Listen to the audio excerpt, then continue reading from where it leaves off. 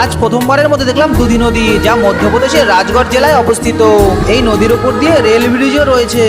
সকাল থেকে cycle ride করতে করতে চলে আসলাম দুধি ন্যাশনাল হাইওয়ে ব্রিজের ওপরে। আর এই ব্রিজের নিচ দিয়েই বয়ে চলেছে দুধি নদী। এখান দিয়ে যাওয়ার সময় দাদার সঙ্গে দেখা। দাদা আমাদের বললো তাহলে সকালে জলখাবারটা খেয়ে নাও। আমরা সকালে কিছু খাইনি, তাই বললাম ঠিক আছে চলো।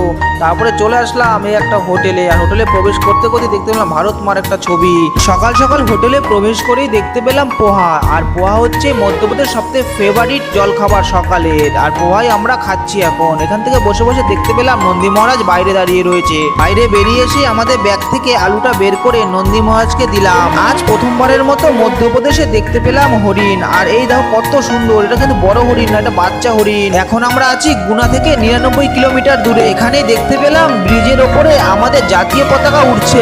তারপর 52 নম্বর জাতীয় সড়কে ল্যাম্পপোস্ট গুনতে গুনতে সামনের দিকে এগিয়ে চলেছি। তারপরে দেখতে পেলাম রাস্তার পাশে পেঁপে বিক্রি হচ্ছে। কৈলাসকে বললাম কি রে পেঁপে খাবি? বললো হ্যাঁ। তো অনেকদিনই খাই না পেঁপে। তা গিয়ে জিজ্ঞেস করলাম দাম কত? বলে 40 টাকা কিলো।